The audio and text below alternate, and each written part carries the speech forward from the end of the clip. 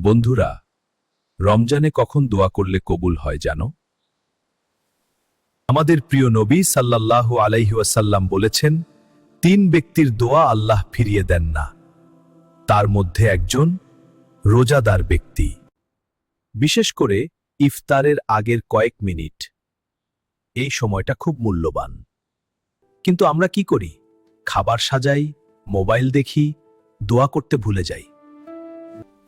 বন্ধুরা, এই 5 মিনিট আল্লাহের কাছে কান্না করে চাইবার সময়। বলেন, হে আল্লাহ, আমি যে ভুল করেছি, আমাকে মাফ করে দিন। অন্তরের গভীর থেকে চাইতে হবে, ক্ষমা চাইতে হবে, রিজিক চাইতে হবে, হেদায়েত চাইতে হবে। হয়তো এই কয়েক মিনিটের দোয়াই তোমার জীবন বদলে দিতে পারে। হে আল্লাহ, আমাদের দোয়া কবুল করুন। আমিন।